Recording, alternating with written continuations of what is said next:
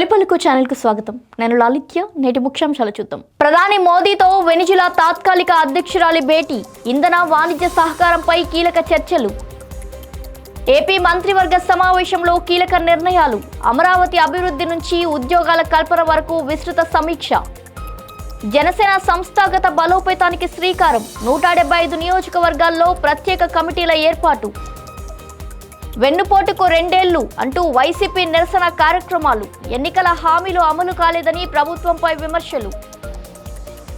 బాల్క సుమన్ను పరామర్శించిన కేటీఆర్. సింగరేణి బొగ్గు లెక్కలపై సంచలన ఆరోపణలు. కేంద్రానికి లేఖ రాస్తానంటూ వెల్లడి. పోలీసుల వేషంలో కిడ్నాపులకు పాల్పడిన ముఠా అరెస్ట్. లక్షల రూపాయల దోపిడీ కేసును ఛేదించిన పోలీసులు. నీటి సంరక్షణపై జలమండలి ప్రత్యేక అవగాహన కార్యక్రమం. 40 ఇంకుడు గుంతలకు శ్రీకారం. అమీర్పేట్ మైత్రివనంలో భారీ అగ్ని ప్రమాదం. దుకాణాలకు వ్యాపించిన మంటలు. ఆస్తి నష్టం. తెలంగాణ సాధనలో భాజపా పాత్ర కీలకం. రాజకీయ దుష్ప్రచారానికి ముగింపు పలకాలని రామచంద్రరావు వ్యాఖ్యలు. ఈశాన్య రాష్ట్రాల అభివృద్ధిపై ఉన్నత స్థాయి సమీక్ష.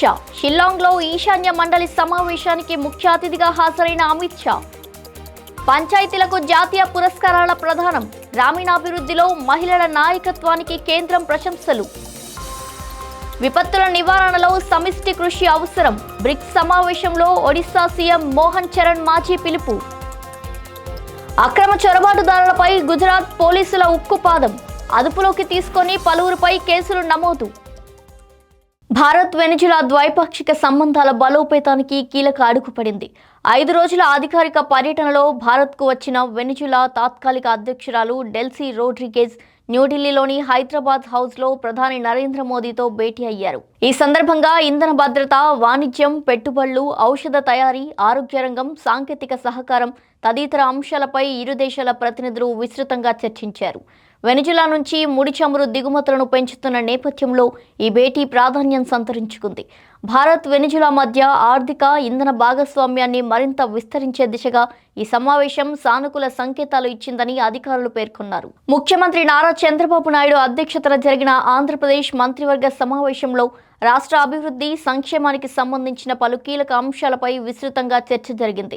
అమరావతి అభివృద్ధికి మరింత వేగం పెంచే దిశగా అమరావతి ఆర్థిక ప్రాంతానికి ఆమోదం, హైకోర్టు భవనాల పరిసరాల్లో 547 కోట్ల రూపాయలతో మౌలిక సదుపాయాల కల్పన, భవనాల ట్రైబ్యునల్ ఏర్పాట్లు వంటి ప్రతిపాదనలు కేబినెట్ ముందుకు వచ్చాయి.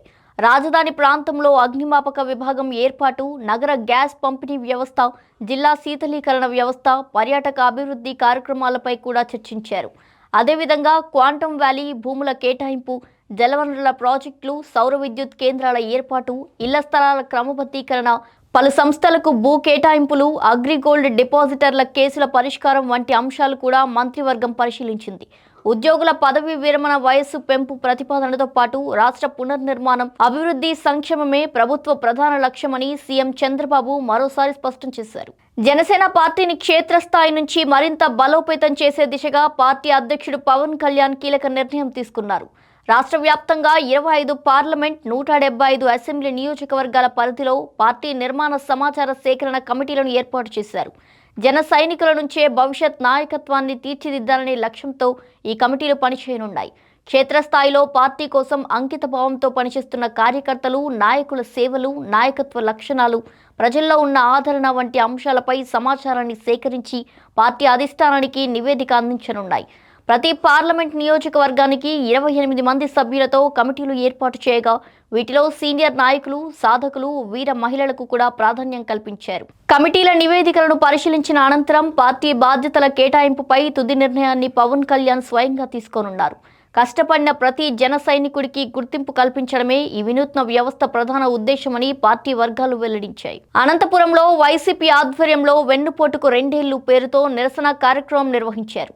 ఎన్నికల సమయంలో ఇచ్చిన హామీల అమలులో కూటమి ప్రభుత్వం పూర్తిగా విఫలమైందని వైసీపీ నేతలు ఆరోపించారు. అంబేద్కర్ విగ్రహం ఎదుట జరిగిన ఈ ఆందోళనకు వైసీపీ జిల్లా అధ్యక్షుడు, మాజీ ఎమ్మెల్యే అనంత వెంకట్రామిరెడ్డి నాయకత్వం వహించారు. కార్యకర్తలు నల్ల బ్యాడ్జీలు ధరించి సీఎం చంద్రబాబు ఇచ్చిన హామీలను గుర్తు చేస్తూ ప్లకార్డులతో నిరసన వ్యక్తం చేశారు.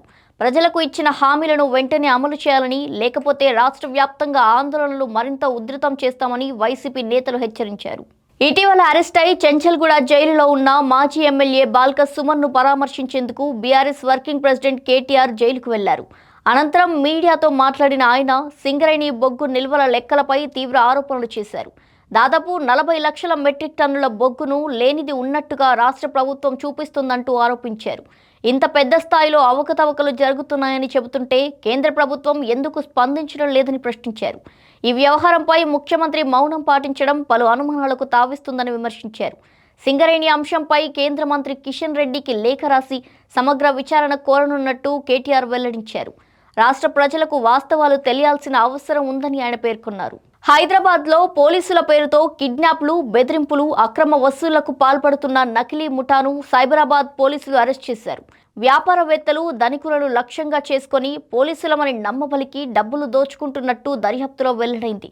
కుకట్పల్లికి చెందిన ఓ వ్యాపారవేత్తను హర్యానాలో తనపై కేసు ఉందంటూ అపహరణ, నగదు ఉపసంహరణతో పాటు ఆన్లైన్ ద్వారా మొత్తం 5,26,000 రూపాయలు వసూలు చేసినట్టు పోలీసులు తెలిపారు. నిందితుల వద్ద నుంచి తుపాకులు, పోలీసు దుస్తులు, నకిలీ గుర్తింపు కార్డులు, చేతి సంకెళ్లు, ముద్రలు, ఇతర సామాగ్రిని స్వాధీనం చేసుకున్నారు. పరారీలో ఉన్న మరో 2 కోసం గాలింపు కొనసాగుతుంది. వర్షపు నీటి సంరక్షణ, భూగర్భ జలాల పెంపు లక్ష్యంగా జలమండలి అధికారులు కుకట్పల్లి ప్రాంతంలో ప్రత్యేక అవగాహన కార్యక్రమం నిర్వహించారు. ఈ సందర్భంగా కేపీహెచ్పీ కాలనీలో నూతనంగా నిర్మించిన 40 ఇంకుడు గుంతలను జలమండలి అధికారులు ప్రారంభించారు. వర్షపు నీటిని భూమిలోకి ఇంకేలా చేయడం ద్వారా భూగర్భ జలాల నిల్వలను పెంచవచ్చని ప్రజలకు వివరించారు. ప్రతి ఇల్లు, అపార్ట్మెంట్లో ఇంకుడు గుంతలు ఏర్పాటు చేయడం ద్వారా భవిష్యత్తులో నీటి కొరతను తగ్గించవచ్చని వివరించారు. నీటి వృధాను అరికట్టి నీటి వనరులను పరిరక్షించడం ప్రతి పౌరుడి బాధ్యత అని పేర్కొన్నారు.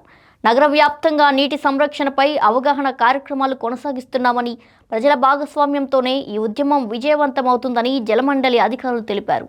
హైదరాబాద్లోని అమీర్పేట మైత్రివనం ప్రాంతంలో భారీ అగ్ని ప్రమాదం సంభవించింది. మైత్రివనం ఎదురుగా ఉన్న కేఎస్ఆర్ ఫ్యాషన్ భవనంలోని హెల్మెట్ షోరూంలో చెలరేగిన మంటలు వేగంగా సమీప దుకాణాలకు సైతం వ్యాపించాయి. భారీ అగ్నికిలలు, దట్టమైన పొగతో ఆ ప్రాంతమంతా నిండిపోయింది. ప్రజలు భయాందోళనకు లోనయ్యారు. సమాచారం అందుకున్న అగ్నిమాపక సిబ్బంది ఫైర్ ఇంజిన్లతో సంఘటనా స్థలానికి చేరుకొని మంటలను అదుపులోకి తీసుకురావడానికి తీవ్రంగా శ్రమించారు. పోలీసులు కూడా సహాయక చర్యల్లో పాల్గొని ప్రజలను సురక్షిత ప్రాంతాలకు తరలించారు. ప్రమాదంలో ఎవరైనా గాయపడ్డారా అనే వివరాలు ఇంకా తెలియాల్సి ఉంది.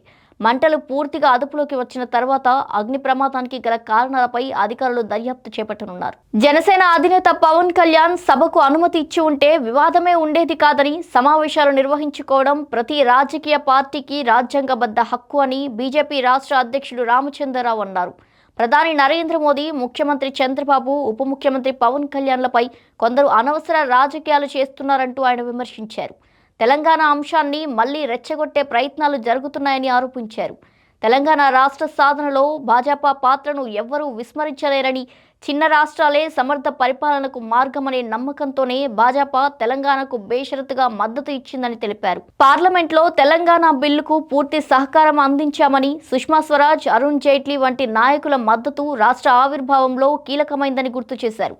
తెలంగాణ బిల్లు ఆమోదం వెనుక బీజేపీ రాజకీయ సంకల్పం, చిత్తశుద్ధి ఉన్నాయని రామచంద్రరావు స్పష్టం చేశారు. మేఘాలయ రాజధాని షిల్లాంగ్లో ఈశాన్య మండలి 73వ పూర్తిస్థాయి సమావేశం ఘనంగా జరిగింది. కేంద్ర హోంమంత్రి అమిత్ షా అధ్యక్షతన జరిగిన ఈ సమావేశంలో ఈశాన్య ప్రాంత అభివృద్ధి శాఖ మంత్రి జ్యోతిరాదిత్య సింధియా, మేఘాలయ గవర్నర్ విజయ్ శంకర్, ముఖ్యమంత్రి కాన్రాడ్ సంగ్మా పాల్గొన్నారు. అరుణాచల్ ప్రదేశ్, అస్సోం, మణిపూర్, త్రిపుర, మిజోరాం, నాగాలాండ్, సిక్కిం రాష్ట్రాల గవర్నర్లు, ముఖ్యమంత్రులు కూడా హాజరయ్యారు. ఈశాన్య రాష్ట్రాల్లో మౌలిక సదుపాయాలు, అనుసంధానం, పెట్టుబడులు, అభివృద్ధి ప్రణాళికల పురోగతిపై సమావేశంలో విస్తృతంగా చర్చించినట్టు అధికారులు తెలిపారు. దేశవ్యాప్తంగా ఉత్తమ పనితీరు కనబరిచిన పంచాయతీలకు జాతీయ పంచాయతీ పురస్కారాలు ప్రదానం చేశారు. ఢిల్లీలో జరిగిన కార్యక్రమంలో కేంద్ర మంత్రి రాజీవ్ రంజన్ సింగ్ అవార్డులు అందజేశారు. తెలంగాణకు చెందిన వికారాబాద్ జిల్లా మోత్కుపల్లి గ్రామ పంచాయతీ సుపరిపాలన, డిజిటల్ సేవల విభాగంలో జాతీయ స్థాయిలో 3వ ర్యాంకు సాధించి దీన్ దయాళ్ ఉపాధ్యాయ పంచాయత్ సతత్ వికాస్ పురస్కారాన్ని అందుకుంది. సంగారెడ్డి జిల్లా ఫసల్వాడి గ్రామ పంచాయతీ మహిళా అనుకూల విధానాల అమలులో 3వ ర్యాంకు సాధించింది. దేశంలోని దాదాపు 2.5 లక్షల పంచాయతీలలో కేవలం 42 మాత్రమే ఈ అవార్డులకు ఎంపికయ్యాయి. ఈ సందర్భంగా కేంద్ర మంత్రి రాజీవ్ రంజన్ సింగ్ మాట్లాడుతూ గ్రామోదయం నుంచే వికసిత్ భారత్ సాధ్యమవుతుందని తెలిపారు. కేంద్ర సహాయ మంత్రి ఎస్పీ సింగ్ బఘేల్ అవార్డు గ్రహీతల్లో 22 మంది మహిళలు ఉండడం గ్రామీణాభివృద్ధిలో మహిళల నాయకత్వానికి నిదర్శనమని పేర్కొన్నారు.